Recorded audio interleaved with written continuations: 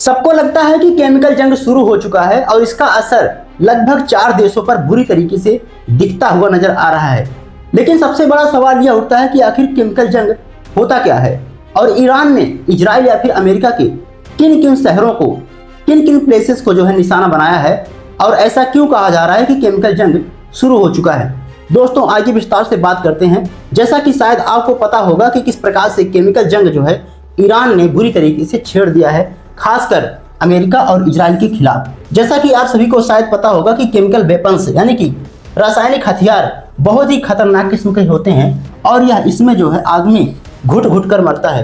कहने का मतलब ये है कि एक गोली खाकर मरने से अच्छा है कि केमिकल जंग से ना मरा जाए। जी हाँ दोस्तों, दरअसल कुत्ते की मौत बेहतर है इस मौत से।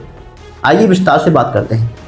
दोस्तों जैसा कि आप सभी को पता होगा कि पहले किस प्रकार से युद्ध होता था। पहले जब युद्ध होता था तो लगभग सेना जो है लड़ती थी, उसका असर जो है बॉर्डर पर रहता था। अब क्या हो रहा है कि फैक्ट्रियों को टारगेट किया जा रहा है। किस प्रकार से ईरान या फिर इजराइल जो है किस प्रकार से एक दूसरे की फैक्ट्रियों को टारगेट कर रहे हैं।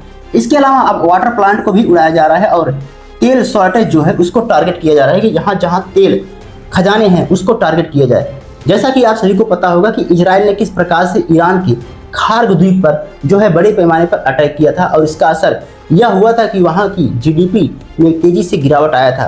क्योंकि दोस्तों खार्ग आइलैंड को ईरान का जो है नस कहा जाता है अर्थव्यवस्था की, क्योंकि लगभग 90% हिस्सा यहाँ ईरान जो है इसी जो है आइलैंड से प्राप्त करता है जीडीपी के रूप में, पैसे के रूप में। इसके अलावा आप सभी को पता होगा कि किस प्रकार से जब द्वितीय विश्व युद्ध हुआ था, जब 9 अगस्त 1945 को जब हिरोशिमा और नागासाकी पर अमेरिका ने बम गिराया था तो किस प्रकार से तबाही का मंजर देखने को मिला था और वहाँ की जनता इसकी सजा आज भी भुगत रही है। कुछ ऐसे ही वेपन्स होते हैं रासायनिक हथियार और इसी का यूज करके किस प्रकार से वहाँ की जनता को बुरी तरीके से जो है मारा जाता है।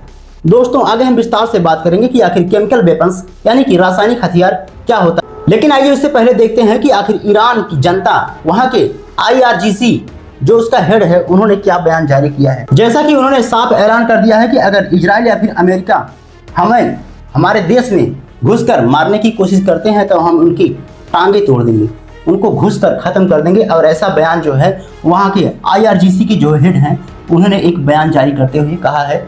और अमेरिका के राष्ट्रपति डोनाल्ड ट्रंप और इजराइल के जो प्रधानमंत्री बेंजामिन नेतन्याहू हैं, इनको कड़ी चुनौती देते हुए, टक्कर देते हुए जो है चुनौती पैदा करने की स्थिति में दिया है ऐसा बयान।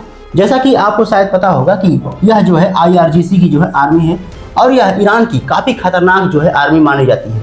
जैसा कि आप सभी को पता होगा कि जब इजराइल और अमेरिका ने मिलकर ईरान पर बड़े पैमाने पर अटैक किया था तो यही जो आर्मी थी खुलकर सपोर्ट की थी ईरान का, खुलकर लड़ाई लड़ी थी ईरान के समर्थन में। दोस्तों अब सवाल यह उठता है कि आखिर ईरान कहाँ टारगेट जो है रासायनिक हथियार के रूप में कर सकता है इजराइल के ऊपर। ऐसे कौन कौन से शहर हैं जहां पर ईरान जो है टारगेट बना सकता है और ऐसे कौन कौन से ईरान के शहर हैं जहां पर इजराइल जो है टारगेट बना सकता है और वहां पर जो है केमिकल हथियार जहां पर रखे गए हैं वो स्थान कहाँ हैं। आइए विस्तार से बात करते हैं। जैसा कि आप देख सकते हैं कि यह इजराइल का बीर सेवा जो है शहर है और यहाँ पर जो है बहुत ही ज़्यादा मात्रा में गैस प्लांट और रासायनिक हथियार रखे हुए हैं और अगर यहाँ पर ब्लास्ट होता है इजराइल की तो लगभग यह पूरा शहर जो है तबाह हो जाएगा और यहाँ की जनता बुरी तरीके से प्रभावित होगी। दोस्तों इसके अलावा आइए देखते हैं कि आखिर ईरान के कौन कौन से शहर हैं जहां पर इजराइल टारगेट बना सकता है। जैसा कि आप सभी को पता होगा कि न्यूक्लियर प्रोग्राम जो है ईरान जो है चला रहा है और ईरान यह चाहता है कि हमारे पास भी न्यूक्लियर वेपन्स हो, इसलिए जो है न्यूक्लियर वेपन्स बनाने के लिए वहां पर कई सारे प्रोग्राम जो है चलाए जा रहे हैं। इसके अलावा इजराइल का एक ऐसा शहर है जिसका नाम है डिमोना और यहाँ पर भी वीर सेवा के पास यह स्थित है और यह बहुत ही खतरनाक जो है यहाँ पर न्यूक्लियर फैसिलिटी जो है उपलब्ध है और यहाँ पर भी अगर विस्फोट करता है ईरान तो यहाँ पर भी तबाही का मंजर देखने को मिल सकता है।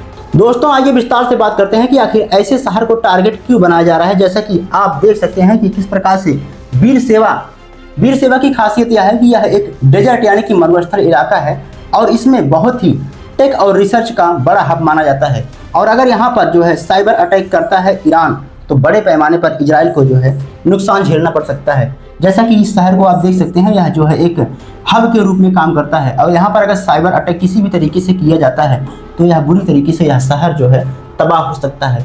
पूरा इंटरनेट यहाँ पर बंद हो सकता है, कम्युनिकेशन जो है पूरी तरीके से ठप हो सकता है।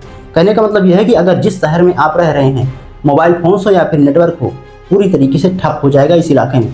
कहने का मतलब यह है कि ईरान ऐसे शहर को टारगेट बना रहा है जहां पर इजराइल का बैकबोन है, यानी कि रीढ़ की हड्डी के रूप में जिसे माना जाता है। बहुत ही ज्यादा खतरनाक स्थिति में इस समय ईरान देखने को मिल रहा है। दोस्तों, अब सवाल यह है कि आखिर ईरान ऐसे कदम क्यों उठा रहा है।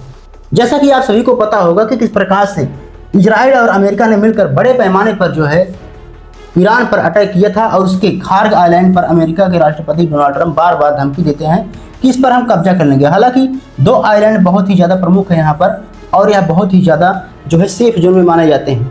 बहुत ही ज़्यादा अर्थव्यवस्था जो है ईरान की इस पर डिपेंड रहती है, इन तीनों आइलैंड पर। ऐसे में डोनाल्ड ट्रंप यह चाहते हैं कि हम इस पर जो है कब्जा कर लेंगे तो ईरान बुरी तरीके से जो है डैमेज हो जाएगा, बुरी तरीके से तबाह हो जाएगा। और इसी बात को लेकर जो वहाँ के मुजतबा खामनेई के बेटे हैं, उन्होंने बहुत बड़े एक्शन लिया था और राष्ट्रपति डोनाल्ड ट्रंप को जो है बुरी टक्कर दे रहे हैं। जैसा कि उन्होंने कहा था कि हम खार्ग आइलैंड पर अपना कब्जा जमा लेंगे, और इसी को देखते हुए ईरान ने बहुत ही कड़े एक्शन लिया था कि इजराइल पर हम बड़े पैमाने पर जो अटैक करेंगे और ऐसे शहरों को जो है हम निशाना बनाएंगे। और यही वजह था कि ईरान जो है बहुत भड़का हुआ है और ऐसे कदम उठा रहा है।